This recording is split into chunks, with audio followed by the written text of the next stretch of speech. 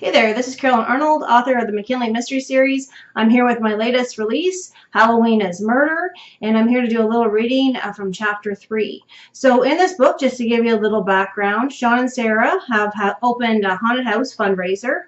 They've invited a local television station, Your Source, to come in and report on it, but it turns out that the reporter that came is dead now. And so Sarah, if you've met her before and if you haven't, well, just to let you know, she can become quite obsessive, and she really has a feeling that this warrants her and Sean's attention. So this is basically, this chapter that I'm going to read is her reacting pretty much after she just heard the news that Chloe's dead.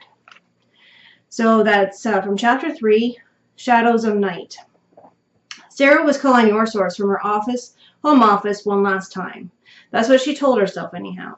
She lost count of how many times she called them, but she had always met with a busy signal, and there it was again. She lowered the receiver to its cradle. One could be certain that the station had plenty of rollover lines, so it had to be other people calling in about Chloe's death too. Other crazy people like her wanting answers. At least she was sure that Sean thought she was crazy, but she had a niggling sensation in her gut that they needed to look into Chloe's death. Maybe it was because she and Sean were surrounded by murder wherever they looked and wherever they went. Even when they were supposed to be relaxing on their honeymoon, a case had found them. And the inclination to view any death as suspicious was embedded in her psyche from years working as a homicide detective with the Albany PD.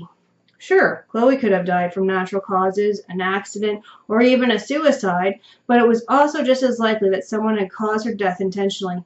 To quiet her mind, Sarah had to find out which scenario applied to Chloe. And if her calls weren't making it through, there was another route she could take. Thanks for listening.